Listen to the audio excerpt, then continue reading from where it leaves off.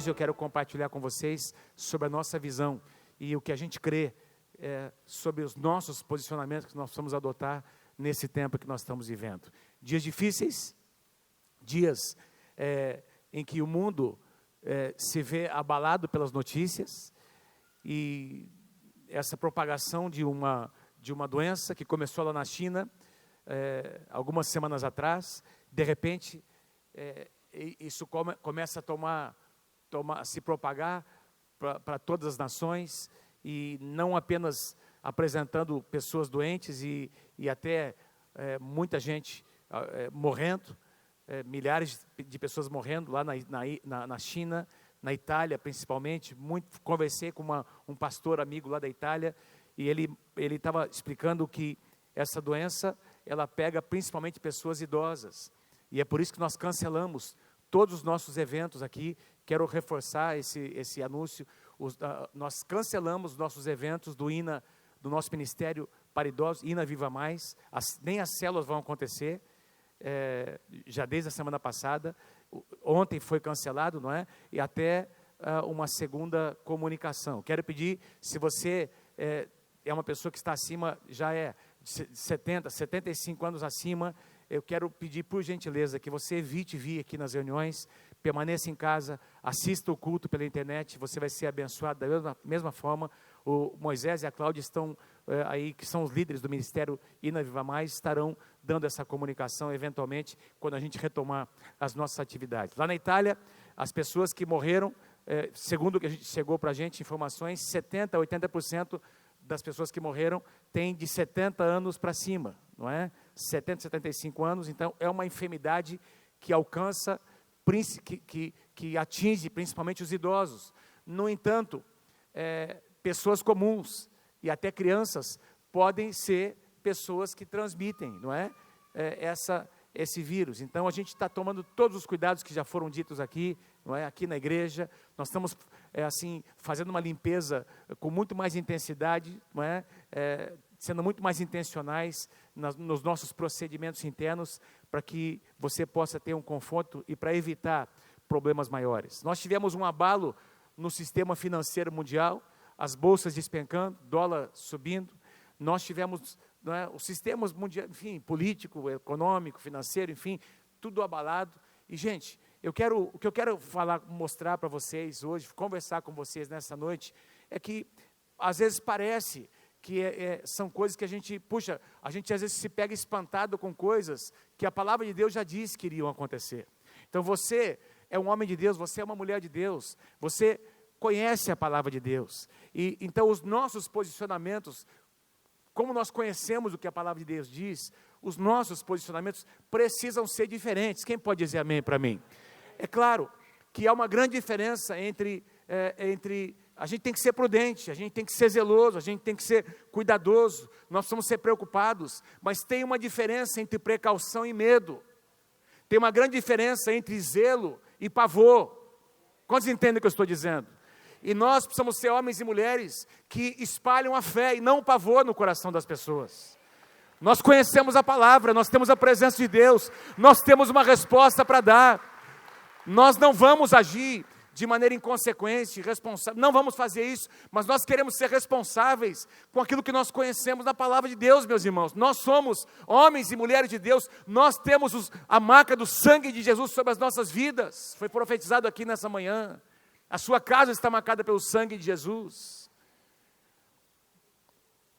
Nós vamos continuar com todo esse zelo. Eu vou comentar um pouco mais sobre o que a gente já está fazendo, mas eu quero tomar como base, quero ministrar uma palavra ao seu coração, Salmo 112. Salmo 112, se você tem a sua Bíblia, abra comigo, por favor, Salmo 112. Se você não tem e quiser abrir no seu celular, no seu smartphone aí, enfim, abra aí comigo, ou acompanhe aqui no painel, Salmo 112, eu quero ler alguns versículos com você. O tema da mensagem que eu quero trazer a vocês: quem teme a Deus não se abala com as más notícias. Quem está comigo aí, diga amém. Quem teme ao Senhor, e aqui a palavra teme ao Senhor, não é quem tem medo de Deus, é muito pelo contrário, eu vou falar sobre isso, não é? Quem teme a Deus, quem tem Deus no seu coração, quem foi marcado pelo sangue de Jesus, não se atemoriza, não se abala com as más notícias, e elas vão continuar chegando, meu irmão, presta atenção, mas você e eu somos diferentes, diga amém se você crê, em nome de Jesus. Salmo 112, versículo 1, aleluia, como é feliz, tem uma tradução que diz, como é bem-aventurado o homem que teme ao Senhor, e tem grande prazer nos seus mandamentos. Então, aquele que teme ao Senhor, e tem prazer na lei do Senhor, na palavra do Senhor, é um homem feliz. Homem aqui é um sentido genérico, não é? Um ser humano, ele é abençoado, ele é próspero, não é? E aqui a palavra temer a Deus não é ter medo, mas é ter reverência pela presença de Deus, ter respeito por aquilo que Deus é, por aquilo que Ele tem feito nas nossas vidas. Meus amados, no livro de Atos, logo após o Pentecoste, a palavra de Deus diz que Pedro, ele prega a palavra e praticamente 3.000 pessoas se convertem. E a palavra de Deus diz que logo após a conversão, logo após a experiência desses homens e mulheres que também foram cheios do Espírito Santo, diz que o temor de Deus veio sobre eles. O temor do Senhor tomou conta do coração deles. Isso continua acontecendo. Nós vamos encontrar essa expressão em Atos diversas vezes. E o temor de Deus veio sobre a igreja. E o temor do Senhor veio. Esse respeito santo por aquilo que Deus é, por aquilo que a palavra de Deus representa. Meus amados, que venha o temor de Deus sobre o nosso coração nesses dias. Que o temor de Deus tome conta do nosso coração. Não o temor dos homens. O temor do Senhor, o respeito pelo que Deus é, o respeito pela sua palavra, o respeito por aquilo que Deus faz. Meus amados, o poder da ressurreição está presente aqui na igreja do Senhor Jesus. E é por isso que nós podemos cantar uma canção como essa, que nós cremos em sinais e maravilhas, nós cremos em milagres, porque o nosso Deus é um Deus vivo, presente na igreja. E nós não seremos abalados pelas más notícias que chegam. Versículo 2 diz, os seus descendentes, seus filhos, netos, bisnetos, sua descendência, eles serão poderosos na terra, serão uma geração abençoada. Quem crê, diga amém, em nome de Jesus, que a sua casa será uma casa abençoada, será uma geração abençoada de homens íntegros. Grande riqueza há em sua casa, e a sua justiça dura para sempre, prosperidade, a luz raia nas trevas, para o íntegro, para quem é misericordioso, compassivo e justo. Feliz é o homem que empresta com generosidade e que com honestidade conduz os seus negócios. Está falando sobre a bênção de Deus na casa de um homem, não é? Ele tem, não apenas para a sua subsistência, ele pode repartir, ele pode abençoar outras pessoas. Versículos 9 e 10, ele reparte generosamente com os pobres, a sua justiça dura para sempre, o seu poder será exaltado em honra. O ímpio vê essas coisas e fica irado, meu irmão, presta atenção, quem não conhece a Deus vai olhar para você, vai ficar até bravo por ver a paz de Deus no seu coração, que você é uma pessoa diferente, você é uma pessoa diferente. O ímpio, quem não conhece a Deus, fica até irado, não é? Range os dentes e definha, o desejo dos ímpios se frustrará. Então fala sobre a bênção de Deus na casa do justo. Quem crê que essa bênção está sobre a tua casa, diga amém. Levanta a sua mão, diga eu creio em nome de Jesus.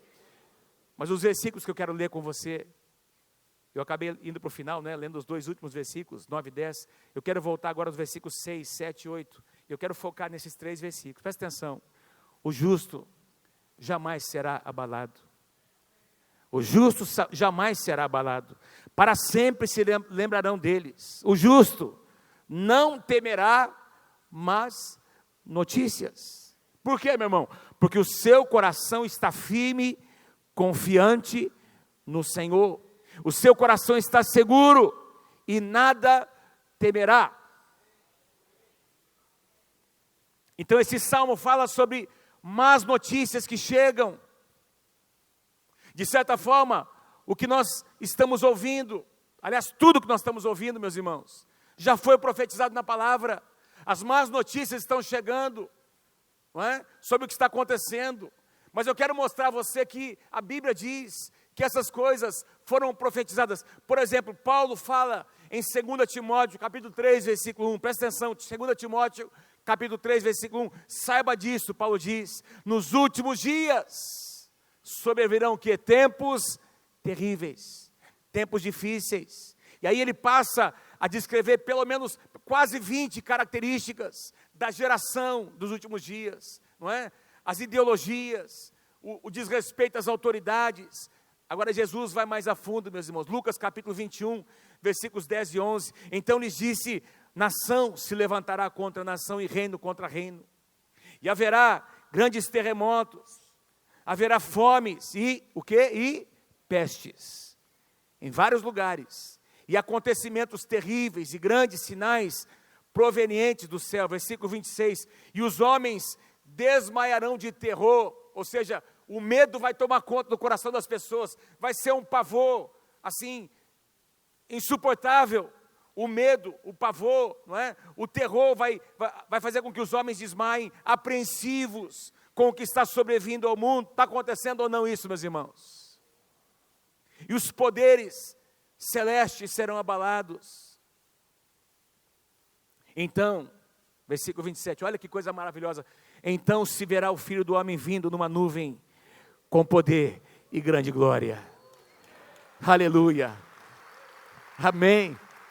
Sabe o que significa isso? O que nós estamos vendo, o que nós estamos vendo com os nossos olhos, são sinais de que a vinda do Senhor Jesus é iminente. De que nós estamos próximos à segunda vinda do Senhor. E aí o próprio Jesus conclui dizendo, versículo 28, quando começarem a acontecer essas coisas, faço uma pergunta a você, já começou a acontecer?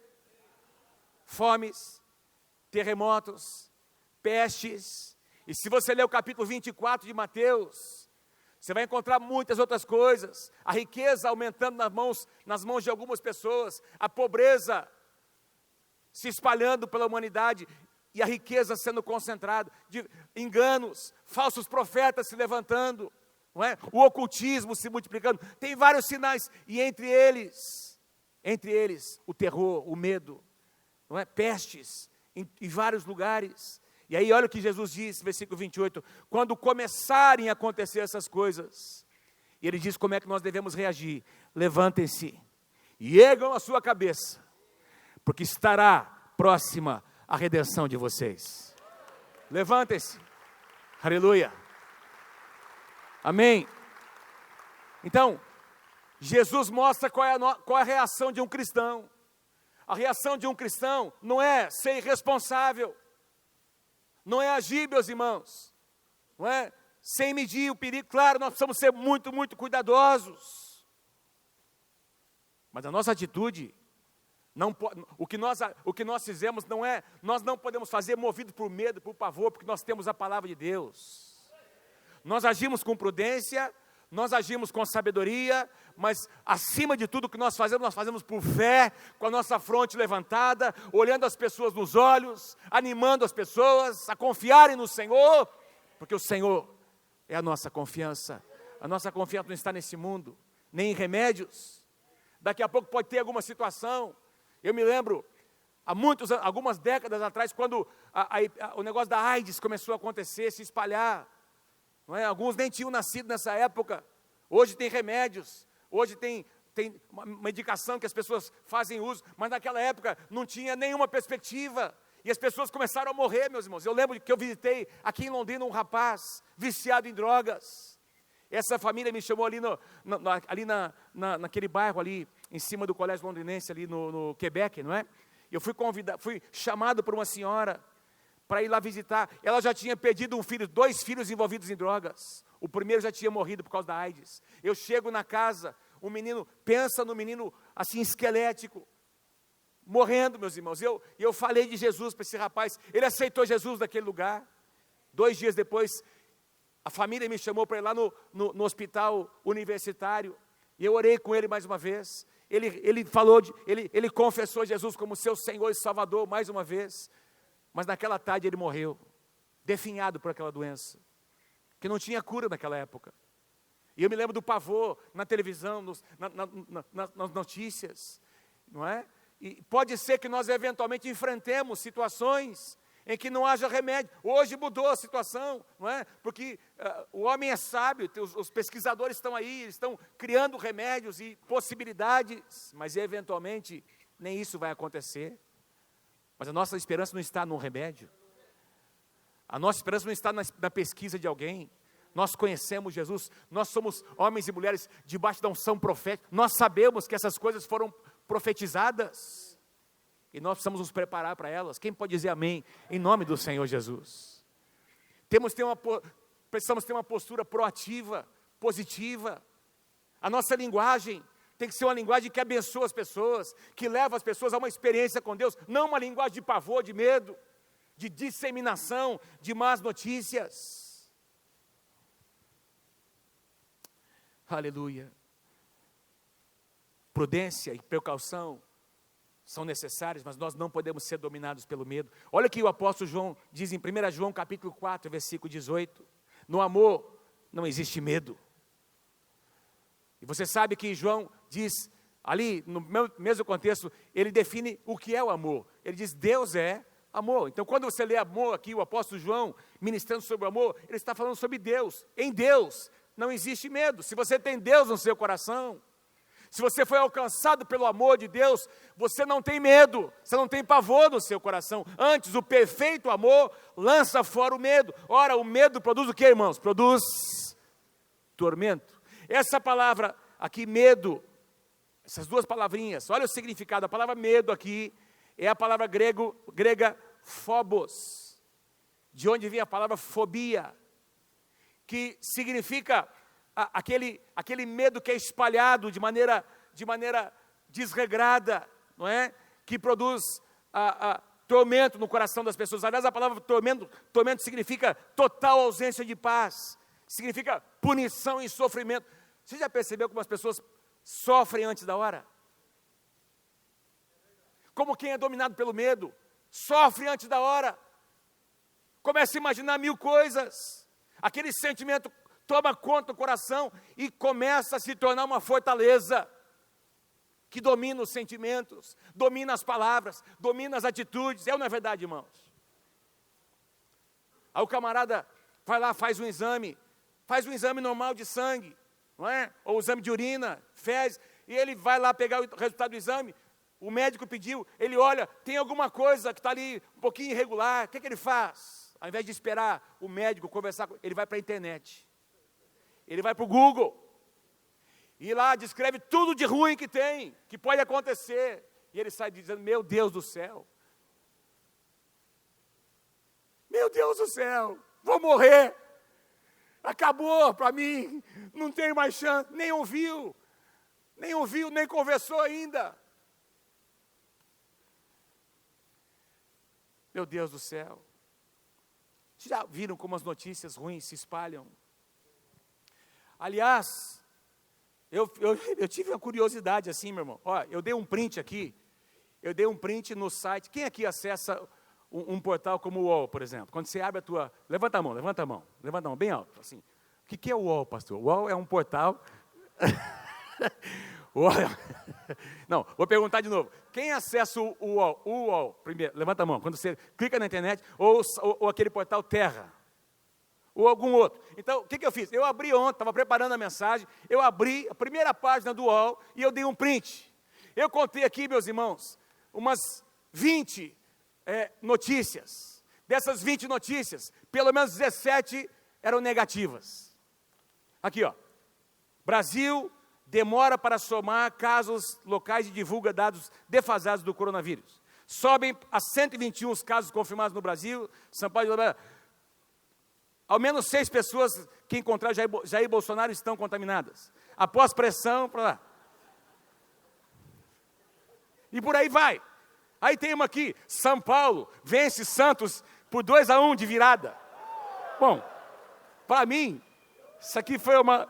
A boa notícia seria se os dois tivessem perdido, né?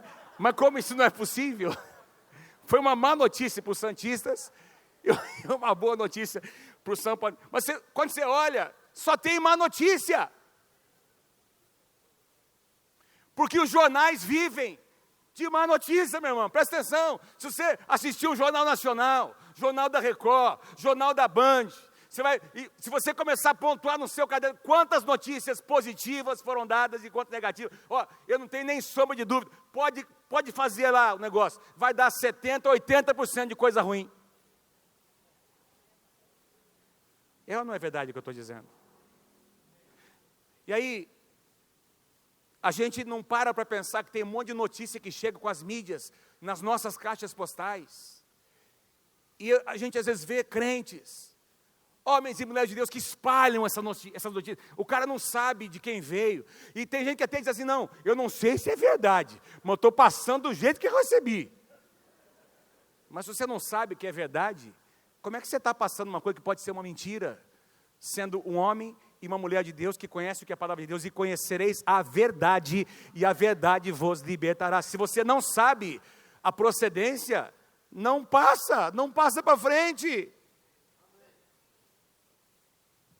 Eu coloquei aqui, põe para mim, por favor, algumas características de fake news. Fiz uma pesquisa rápida. Não é? Como que você vai se cuidar para não passar para frente uma notícia que não tem fundamento, baseada em mentira, ou numa meia-verdade, ou numa verdade aumentada? Tudo isso é mentira. Meia-verdade é mentira, uma verdade aumentada é mentira. Quem está comigo, diga amém. Uma verdade contada pela metade também é mentira. Então, assim, leia a notícia inteira. Então, desconfie se houver opiniões de um monte de gente que não cita a fonte. E se você encontrar, por exemplo, títulos sensacionalistas, sem indicar a fonte, quem é que escreveu, qual que é o jornalista, qual que é o pesquisador, qual que é o médico, ninguém sabe quem é. Alguém colocou, ouviu falar num congresso, alguém diz, estou passando, espera um pouquinho, presta atenção. Segundo lugar, preste atenção nos erros apresentados. Tem erro de português, tem erro de ortografia, presta atenção. Uma pessoa que escreve bem, um jornalista, ele não vai escrever coisa errada, normalmente. Às vezes escapa, né? Oi? Ele pode escrever mentira, mas dificilmente vai ter muitos erros de português. Quando você começa a ver erros de acentuação de português, esse é um grande indício que é uma farsa. Número 3, cheque a fonte, cheque a autoria. Pergunte à pessoa que encaminhou você, de quem você recebeu? Quem é que falou isso aqui para você? Amém, gente? Sites que não identificam seus autores e não possuem informações de contato são suspeitos. Número 4, pesquise em outros lugares. Se tem uma notícia tão trágica, tão assim, meu Deus do céu, como é que só aquela fonte está dizendo? Outro dia eu estava com a Mônica e eu recebi na hora. A gente estava acabando o jornal e eu recebi na hora na minha caixa ali uma notícia, mas nem me lembro o que era, um negócio assim, meu Deus do céu. E a gente conversou, puxa, acabou o jornal aqui, o jornal hoje, não foi falado nada. Essa notícia, você acha que se fosse uma notícia verdadeira, não estaria sendo dita agora, neste jornal? E de fato não era. Evite sites e programas sensacionalistas que vivem de espalhar isso, as más notícias. Se você não tiver certeza, fala assim para o teu irmão, não espalhe más notícias, não espalhe. Se você não tem certeza, não passa para frente. Quem está comigo aí, diga amém, em nome de Jesus. Quem pode dar um aplauso ao Senhor Jesus nessa manhã? Aleluia. São medidas de prudência. Você é chamado por Deus para espalhar a paz. Você é chamado por Deus para espalhar a verdade, para falar com prudência. E mesmo ao compartilhar uma situação trágica e difícil, você, nas suas palavras, a fé tem que ser ministrada ao coração das pessoas. Isso é um desafio para nós. Compartilhar alguma coisa difícil e levantando o ânimo das pessoas, levantando a fé das pessoas, é um desafio para todos nós. Olha o que Paulo diz em 2 Timóteo, capítulo 1, versículo 7.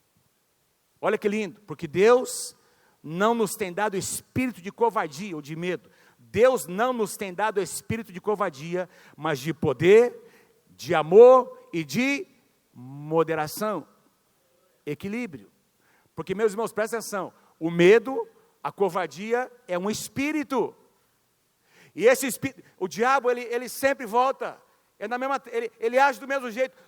O medo sempre foi uma arma que Satanás usou para derrotar as pessoas e para afastar as pessoas de Deus. A primeira menção da palavra medo está lá no Éden, logo depois do pecado, quando Deus tenta se aproximar de Adão e Eva. Adão, onde é que você está? O que é que Adão diz? Senhor, eu percebi que eu estava nu, e como eu vi que o Senhor estava chegando, eu tive medo, então eu me escondi. de ir. Então, por causa do medo, eu me afastei da tua presença. Por causa do medo, eu perdi a fé. Por causa do medo, eu agi com covardia. Por causa do medo, eu me escondi. Vocês percebem, irmãos? Quando o medo domina o coração de uma pessoa, esse medo vai levar essa pessoa a se afastar de Deus. E nós não podemos ser pessoas movidas pelo medo.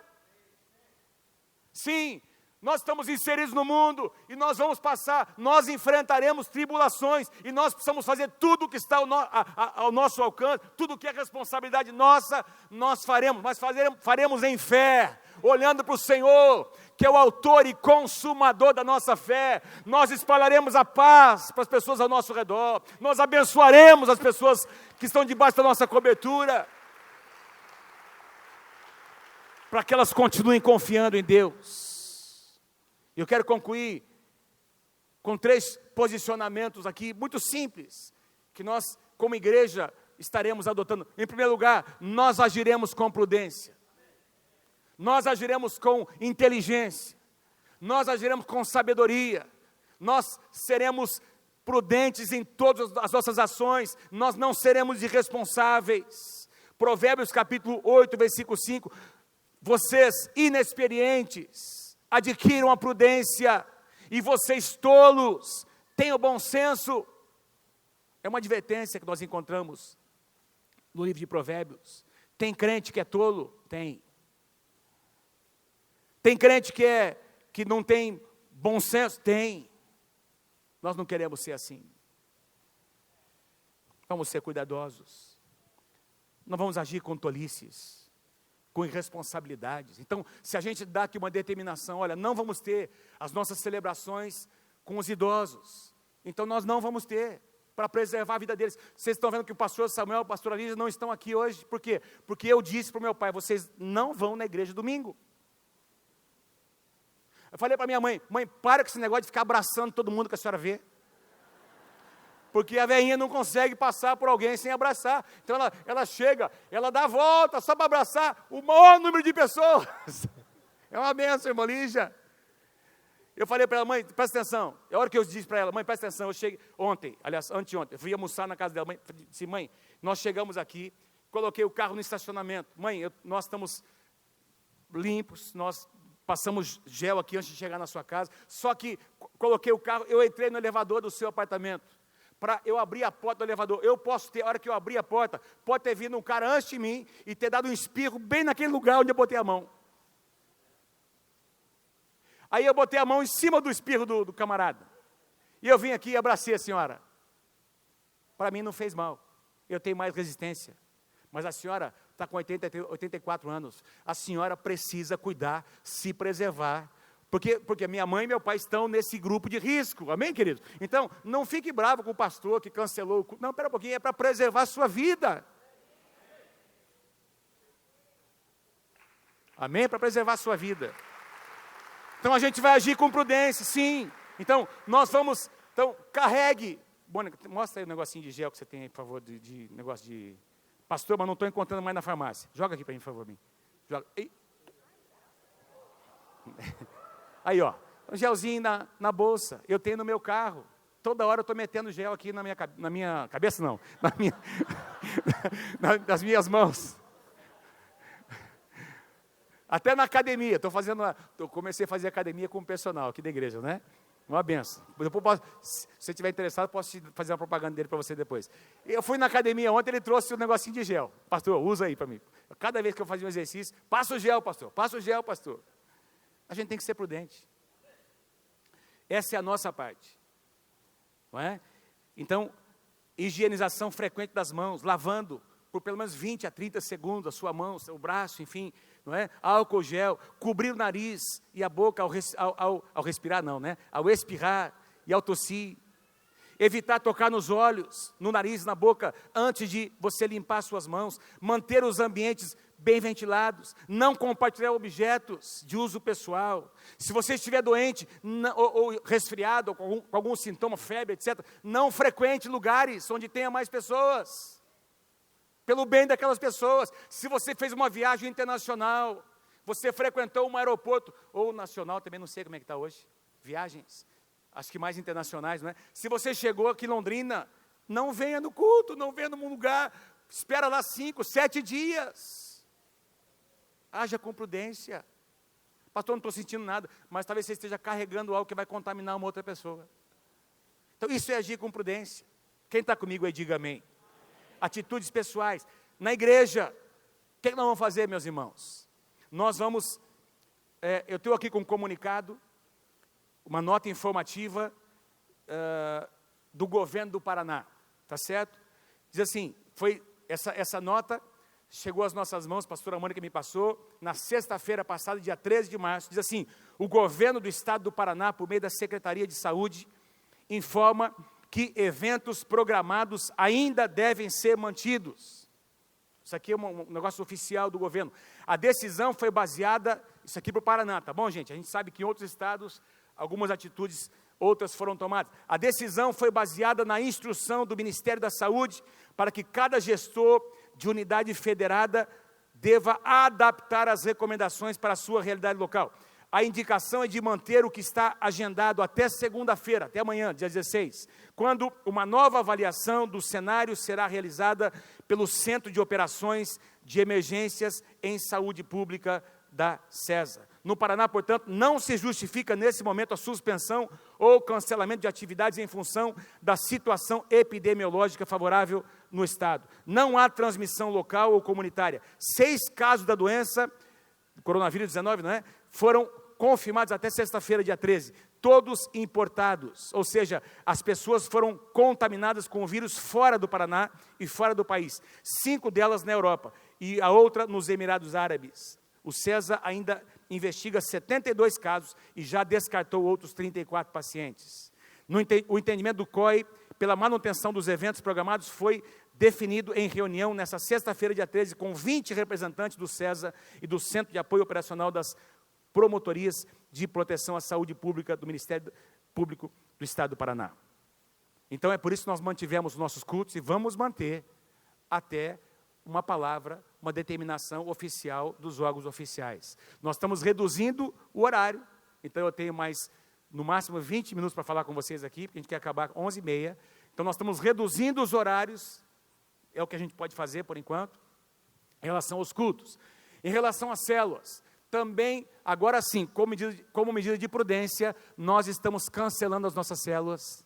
Nessa semana, nenhuma célula vai acontecer na Igreja Nova Aliança, tá bom? A gente está esperando que algumas orientações sejam dadas, mas nós estamos nos adiantando, pedindo a você, porque tem muitos irmãos inseguros, líderes, inclusive ligando para a gente, pastor, mas então nós decidimos no presbitério aqui, a nossa equipe pastoral, que como medida de prudência, nós não nos reuniremos com as células nessa semana. Então a pastora Mônica deu aqui uma sugestão de fazermos o quê, pastora Mônica? Um vídeo, é isso? Nós vamos gravar um estudo com a lâmina dessa semana e vamos disponibilizar para você, na sua casa, assistir o vídeo com a palavra dessa semana, que seria da célula. Ótima ideia, ótima ideia. Então, as células, nós não teremos as células, a ECM nós não teremos, o INTES, as aulas estão canceladas, as celebrações com os idosos, já dissemos, estão canceladas, as casas de paz, nós estamos adiando, vamos aguardar as informações, todos os módulos de ensino, tudo o que acontecia aqui, tudo está sendo adiado, não é? Todas as atividades dentro da igreja estão sendo canceladas até o próximo domingo. Essas são as medidas que nós julgamos, não é, de prudência. Então, nós estaremos informando nas mídias sociais da igreja, não é, os nossos próximos procedimentos, não é? Então, todo domingo nós vamos trazer, nós vamos atualizar e a gente vai falando para vocês. Provavelmente as células serão, então essa semana com certeza, e talvez mais uma semana, não é? A gente vai estar monitorando e vai estar falando para vocês sobre as atividades da igreja. Importante, pessoal da integração, falta só mais uma aula. Então, como falta só mais uma aula, pastor Beto, vamos manter para domingo que vem, mas vamos separar em 2 turmas. Vamos separar em lugares maiores para não ter tanta concentração, e a gente está vendo isso aí, mas nós vamos manter a integração, porque a última aula a gente não quer perder, senão perde o pique, tá bom? E a próxima aula de integração, que está marcada para o dia 29 de março, está em aberto, nós vamos confirmar, inclusive foi anunciado aqui hoje, agora foi anunciado, foi sim, dia 29 de março foi anunciado, a integração não acontece. Então nós vamos confirmar se a gente vai ter ou não se vamos manter essa data. Beleza? Então, o nosso primeiro posicionamento qual é, irmãos? Nós agiremos com prudência. A igreja está fazendo a parte dela, faça você a sua parte. Número 2, o segundo posicionamento nosso, nós confiaremos na palavra de Deus. Nós confiaremos no Senhor. Quem está comigo aí, diga amém. Nós vamos confiar em Deus. Salmo 91, versículos 9 e 10, você pode ler comigo bem forte, Salmo 91, vamos lá? Pois...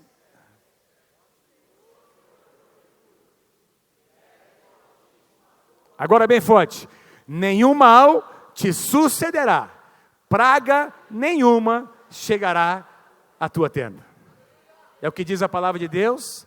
Nós vamos crer na palavra, vamos fazer a nossa parte e vamos nos apossar em fé dessa promessa da palavra de Deus, de que nenhuma praga vai chegar na nossa tenda, na nossa casa, porque nós recebemos uma palavra profética nessa manhã, as nossas casas estão marcadas pelo sangue de Jesus. As nossas casas estão marcadas pelo sangue de Jesus. Lembre-se disso, reivindique o poder do sangue sobre a tua casa, seja prudente, haja em fé, e nós cremos que essa praga não vai chegar na tua casa em nome do Senhor Jesus. Número 3, nós voltaremos o nosso coração ao nosso Deus, em oração, em jejum, conforme eu acabei de dizer.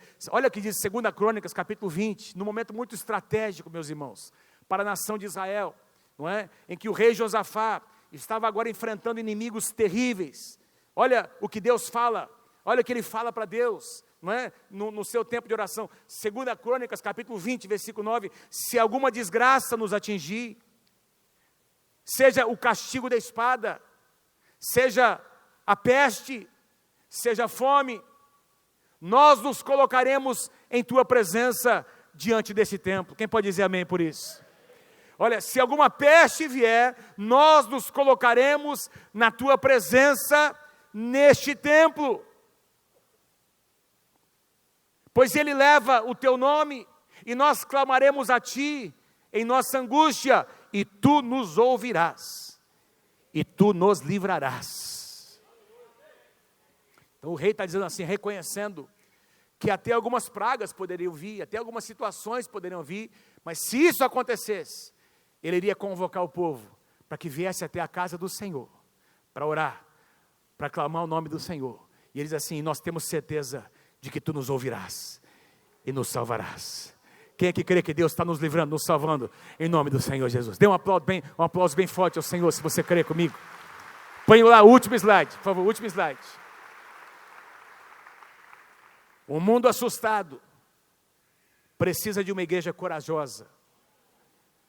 Esse aqui é um escritor muito conhecido no meio cristão, que escreveu alguns clássicos, um homem de Deus, e ele diz que o mundo assustado precisa de uma igreja corajosa.